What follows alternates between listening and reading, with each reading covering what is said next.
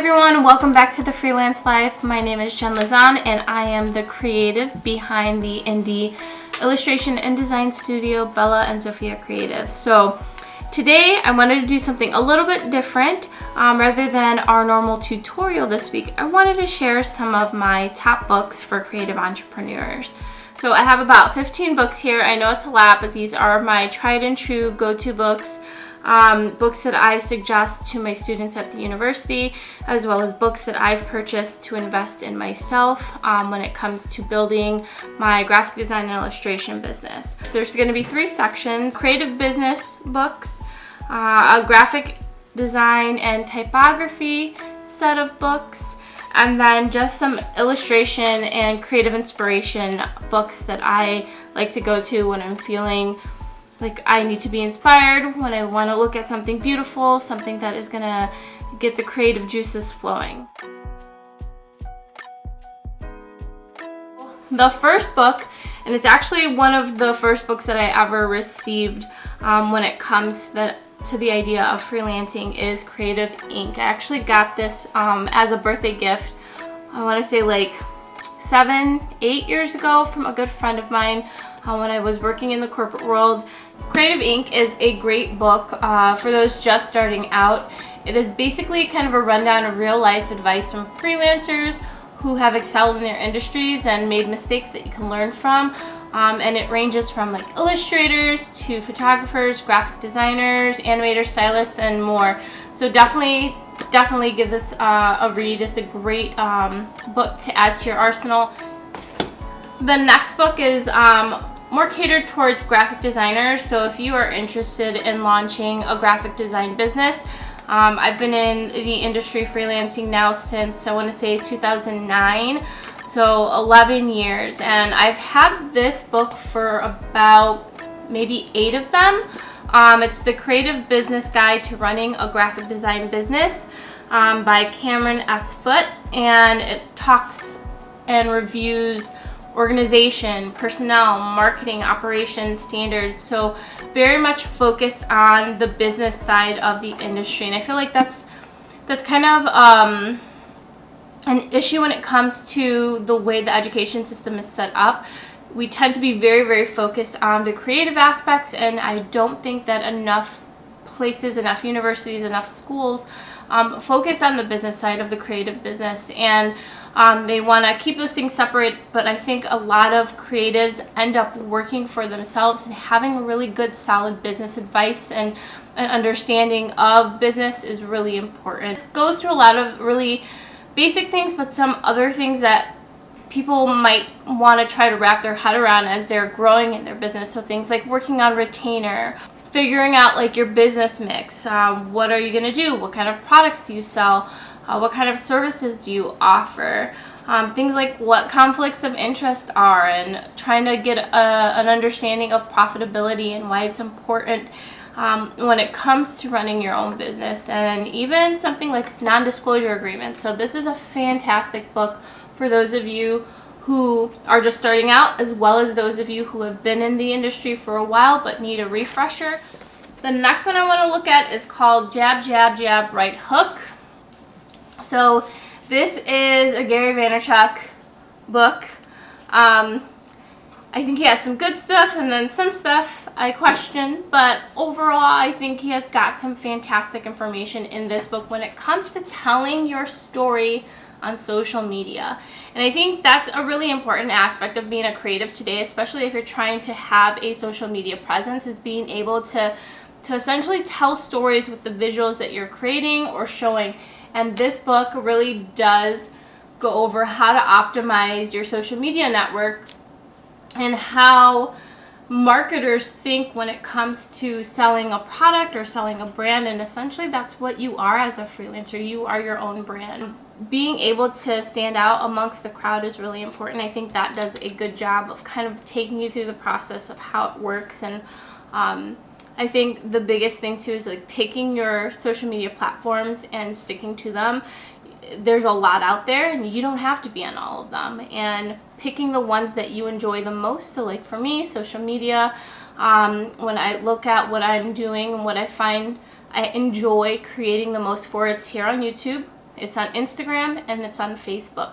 I have a Twitter, but that's very much like focused on some of my political work and some of my activism work, but it's really like, what do you enjoy using the most and what are you on the most, and basically take advantage of that. And I think this does a good job of explaining how to do that. The Crossroads of Should and Must, Find and Follow Your Passions by L. Luna. I read this book, I want to say 6 months before I decided just to take the leap and go full time, running my freelance business and teaching online.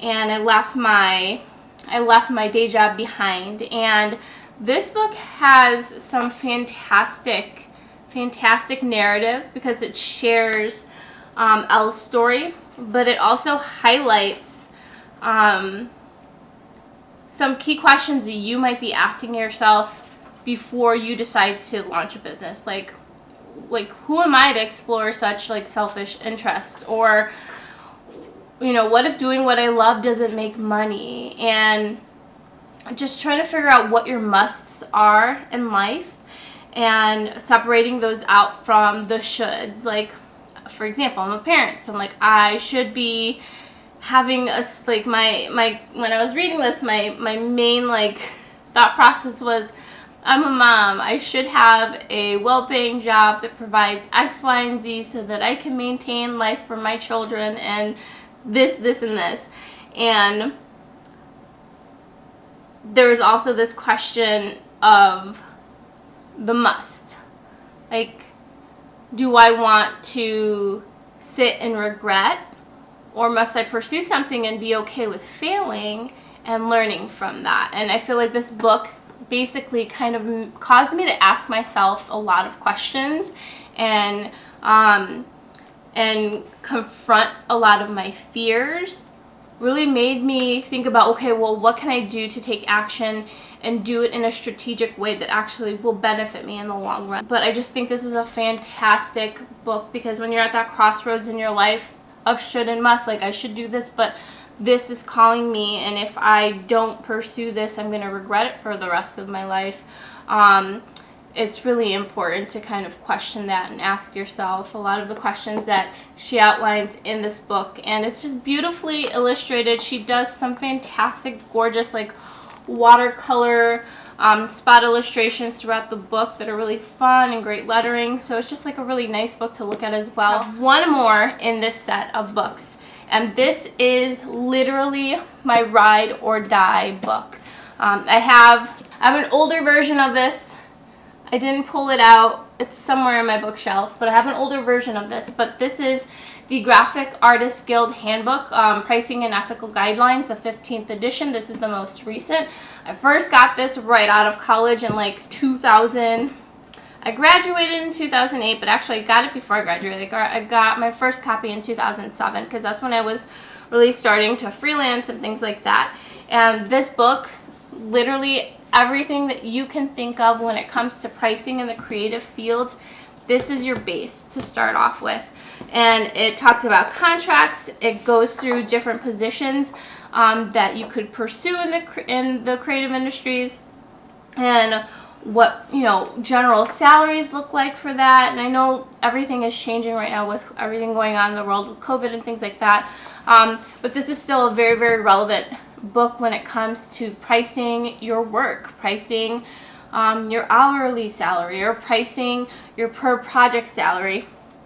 And it goes through all kinds of different pricing and billing information, different types of industry, so lettering and typeface design, book design, ebook design, publication design. It goes through things like surface pattern design, illustration. What do general spot illustrations start at and go for? And you can start with this as your base and then add on things like your experience, your skill set, what makes you unique and different, and you can price based off of that. So this is a fantastic must purchase for anyone who is doing any type of independent contract work. You have to get your hands on this book. It is by far one of the best investments I've made my entire career, is making sure I always had an edition of this on my bookshelf. So what I want to get into is my books about creative process as well as graphic design books. One of the first things I learned in school is the importance of having a deep understanding of typography and why fonts are important in the creative work that you do when it comes to communication design. And I have a bunch of books on typography, but there's one that is always a fun go-to because it's so small and it's so compact and something you can throw in your book bag or in your work bag, and it goes through some really basic information on typography. And it's by Enrique Hardy, and it's 22 tips on typography that some designers will never reveal. So basically, and the whole like front cover, it kind of outlines what this book is about. It says, this is a recipe book, a book that will tell you what works in typography and what you should do with letters. If you are familiar with the world of design, have studied at school, or collaborate with designers on a regular basis, you will know that many of the teachers that you have had and many of the professionals in the field are against the system that would tell you what you must do and what you must not do. And this is definitely something that I tell my students. Like, they're within the creative and graphic design world, you're going to have clients that give you specs and requirements, right? But the idea is that rules are meant to be broken, and sometimes that's when the most creative work happens. But more often than not, we are working within the requirements of what a client is telling you about, and having a base set of ideals, at least, not necessarily, I don't like calling them rules, but ideals that you can follow and implement and keep in mind could be really, really helpful. So this whole book goes through the basics of everything. It talks about, you know, the different kinds of like typefaces and fonts, so serif, sans serif. It explains what that means, you know, making sure that your typeface isn't communicating something that you don't want to communicate. It talks about spacing and following specific systems, and I'm going to show you a book that I think goes really, really well with this next. So the book that I like to kind of have to go along with that typeface book is Making and Breaking the Grid. This is a fantastic reference book for designers who are working in every medium. This whole idea, this whole concept of a layout is probably one of the most basic but also the most important elements that you'll work within as a creative, especially as a graphic designer. I worked in the magazine world for 6 years, and this book was, again, another ride or die when it came to layout design. Yeah, this one's from 2002. But again, this is usually a book that you might see being used in college courses. There's lots of great information on how to set up your grid, and then how to, like, again, when it comes to those rules of design, how do you break them and break them in a way that is strategic and informative and creates beautiful work out of what you're attempting to do. So it goes through the basics of gridding and then how to deconstruct those grids when it comes to communication design. Another book that is along the lines of the graphic design process is the Design Basics Index. This is totally an old school book. If we look at some of the work that is outlined in my version, there's definitely some 90s and early 2000s feeling design work, website layouts in this.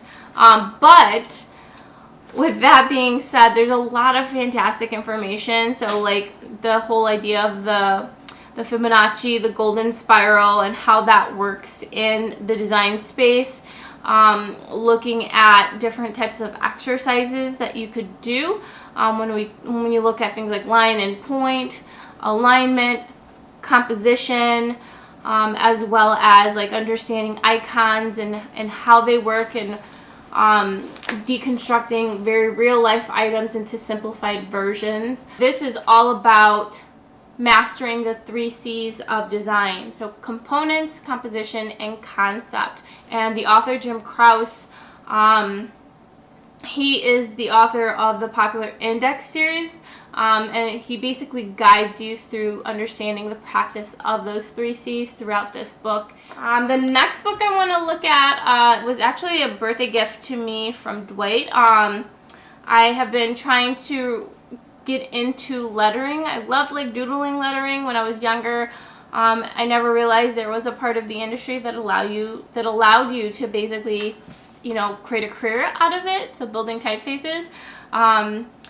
So I took a class last month on building typefaces using hand-drawn lettering and the Glyphs app. And so I'm hoping that I will get more into this, but I have gone through this and I use a lot of this. Like, this is a really fantastic book that you can translate into iPad work. So this is the Ultimate Brush Lettering Guide by Peggy Dean. She is of Pigeon Letters and she's here on YouTube.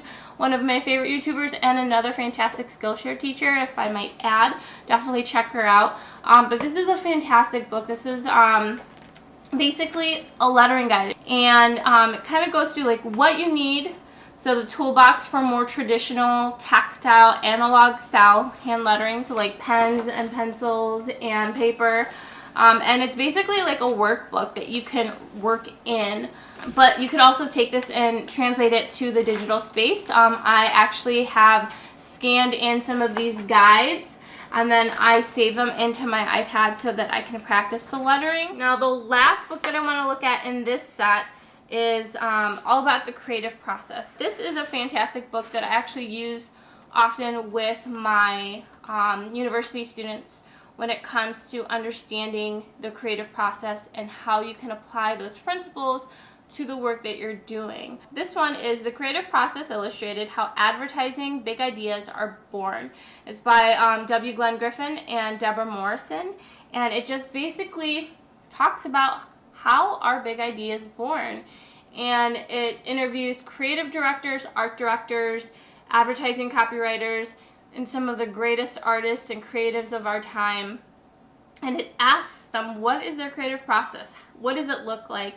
And they have some fantastic work showcased from different agencies, and they go through step by step what the creative process was like to get to this final product, this final idea. I think this concept too is really important when it comes to showcasing your portfolio. We often highlight like the finished project, and that's kind of like why I launched this freelance life, you know, YouTube channel, is because I want to show the creative process behind what goes into that final piece. And this kind of opens your eyes to things like commercials and websites and products and anything related to the advertising field and what kind of sparked that end piece. So I think when you are creating a portfolio, it's important to showcase your creative process. And I think this book does a great job of showcasing how some of the big names in the industry do things. Like, it's literally, it has like scans of, you know, what someone sketched out as their creative process and what went into creating this final, you know, this final idea. All right, now I want to get into some of the more design and illustration inspiration type books. So I've been really interested in animation for as long as I can remember. I went to art school and ended up going the more creative marketing business route. I can take my creativity but do it in a field that makes you money, right? But I love movies, I love animation, I love how you can bring visuals to life. So I picked up the animated storytelling book. It's simple steps for creating animation and motion graphics. And I had to learn a bit of motion graphics over the years, helping with the video editing aspect of a lot of the work I ended up doing with clients. So this is a fantastic book that kind of takes you through the steps of how you can use animation to tell stories, and how you can create worlds, defy gravity, how you can take your, you know, your stickmans and turn them into something that can communicate and move and have sound and create something of interest. This talks about basically the step-by-step process of how you can go about creating an animation, from the big idea all the way through storyboarding, to filming, to adding sound, and then understanding timing, and then thinking about things like technique. Are you going to do hand-drawn? Are you going to do something that's stop motion? It also highlights some different types of programs that you can utilize to get different techniques down, like hand-drawn or 2D stop motion. You know, whether it's making it with a camera and using puppets or clay, or if you're going to do something like CGI using 2D software, and things like that. So this is definitely a fantastic, really fun and interesting book if you're interested in the animation side of the creative fields. I also wanted to highlight some books that are just basically visually pleasing to look at and that bring a lot of inspiration my way. I worked in marketing and advertising and PR for a very long time, and I like to look at the past, basically how history has informed the creative world that we see today. And one of my favorite things to do is look at vintage ephemera, vintage advertising, vintage packaging, vintage design overall. And a fantastic book that again, this is an old book. I've had this for many years. It's called Ad Boy, Vintage Advertising with Character. I just love how creative and bright and colorful, you know, advertising in the past was. And it just highlights, you know, instead of using people, they used characters and character design. And it's just really great being able to look at the different visuals that come of this and came from the past, and think about how products from then have evolved to what they are now. Even something like Kool-Aid, they still have the Kool-Aid guy. So it's just really interesting to look at these brands back in the golden age of advertising in the 50s and in the 1960s and see where they are today. And there's definitely some like narrative in here that highlights the different brands and information on the industries and what kind of influenced the way things were advertised, by Warren Dotz and Masood Hussain. So definitely a great book to check out. The next one I want to look at is Everyday Sketching and Drawing, 5 Steps to a Unique and Personal Sketchbook Habit. It is by Stephen B. Reddy, and it's all about just making time to sketch every day. This is something that I'm still struggling with. I do a lot of different things as a freelancer and a small business owner, and a lot of times things like admin or marketing can infringe on my time to create. And as much as I wish I could be creating and drawing and doodling all day, I'm not doing that, and I have to make it a point to basically create a sketchbook habit, like 1 hour a day to sit down, to sketch, to get my ideas out for products so I don't feel so rushed when I am designing. And this is just a fantastic book that looks at having fun with sketching, and I like how they look at it from a very non-traditional perspective. He doesn't want to bog you down with jargon or rules, you know, that basically can stifle the joy of just doodling and kind of take away the anxiety of it. And I think that's one of the big issues I have as a creative when it comes to the illustration work that I do, is I have these really grandiose expectations of what I want to do, and then it's like there's a blank page, and how am I gonna execute that, and what if it's not perfect? And that's what I like best about this book, is that he basically emboldens you to create imperfect things and then refine them and just have fun with it and look at it not as creating the finished thing right off the bat, but what can you do to just create with shapes and movement and then refine. A fantastic book to just get you to sit down and draw every day, just taking the time, even if it's just 15 minutes, if you can get an hour in. This is definitely something that is great for those of you who are illustrators who are just trying to figure out, like, what can I do to really create the time to sketch. We just have to do it, but this is a great book that kind of guides you on how to do it in an effective way. All right, the last two books I have here within like my illustration and design inspiration set, they're more or less focused on the beauty of visuals. So inspiration, they don't necessarily teach you anything. They're more or less there to look at. They're like reference books in terms of just visual beauty from other creatives. So the first one is called Yokai Wonderland. It's basically the artwork. It's a Japanese artwork from Yumoto Koichi, and it's all about supernatural beings. And actually, if you look at some of the photos, like my kids, my youngest Sophia, she'll look through this every so often while I pull it out. She's like, "Mommy, those are scary." And that's kind of what it is, but I think it's so beautifully done.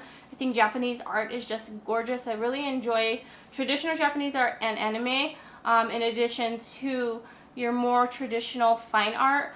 I think anime is gorgeous, and I think it's beautiful, and I think Japanese culture is just, when it comes to the art they produce, is just absolutely gorgeous. And this book is definitely beautiful. It's beauty embodied, but with really interesting context, because it's all about supernatural beings in Japanese culture. And so this is the largest personal collection of yokai art in Japan. Around 3,000 works, which range from the Edo period to present day. They include things like paintings, woodblock prints, scrolls, ceramics, kimonos, wooden sculptures, magazines, children's toys, board games, and so much more. But these are just some of the work that is showcased here. Again, just really fun stuff, really inspiring to look at, really creative. There's even stickers as well, so lots of great inspiration in here. All right, and the last book I have that I want to share with you guys today, book number 15, and it's Everyday Scenes from a Parallel World. Background illustrations and scenes from anime and manga works. And it is, so this is published by Pi International, and it basically introduces artists who draw imagined and dreamy landscapes. I really love that style of illustration where it's either just like a landscape or one person sitting in, or one character sitting in a scene, and it just has beautiful lighting and just lots of different things to look at, to be pulled in and interested in. You see it a lot often. You see it a lot often on YouTube when it comes to like the lo-fi, chill hop vibes type of music, and you'll see like these really creative atmospheric drawings that are part of that. And I definitely think that pulls inspiration from these types of artists. And it's a gorgeous book with tons and tons of different artists showcasing their work. But let's look at some of the inside. Again, just beautiful, beautiful lighting effects, beautiful color. Just, it's like pulls you in. It's like creating a narrative without having to add words to anything. You can just create a story in your head just by looking at some of these photos and some of these illustrations. And I think that's what I like most about them, and I like and love most about illustration in general, is that sometimes you don't even necessarily need words. You can look at something and infer a story based on the visual elements that have been pulled together just to create this imaginary world. And I think that's what is so beautiful about the backgrounds and the scenery that you see in this specific book, and that's why I wanted to add to it. I'm really trying to focus on building up my body of work outside of the general like one-off illustrations, but actually pulling in visual storytelling elements as I work towards trying to figure out the book that I want to write and illustrate. So things like this pull in such great inspiration for me. And this is by far one of my favorite books to look at when I'm feeling kind of stuck or at a loss when it comes to inspiration, or I'm having like creative block. I'll just look through this book and find just some fantastic illustrations that I could even just like render on my own and pull reference from and inspiration from, just to get my hand going and get my work moving. But yes, definitely check this out if you like illustration and you're looking at expanding into more background style illustration. It's called Everyday Scenes from a Parallel World, Background Illustrations and Scenes from Anime and Manga. Alright everyone, so I hope you found this informative. Again, I like to kind of highlight a broad spectrum of books, because I feel like often, like, a lot of these videos tend to get repetitive because people share the same ones. I wanted to highlight not just the creative business books and the design books, but also books that you can find inspiration from. So that was that focus of the last set. If you have any questions, or if you have any other suggestions for books that you think I should add to my library, definitely leave those in the comments below. Thank you so much. If you enjoy this type of content, definitely think about giving me a like and subscribing to my channel. You can find me at www.bellasophiacreative.com. And as always, thank you so much for your support, and I hope you will find some time to create this week and pull inspiration from some of the books that I shared with you all today. Have a good one. Thanks. I'll see you in the next one. Bye.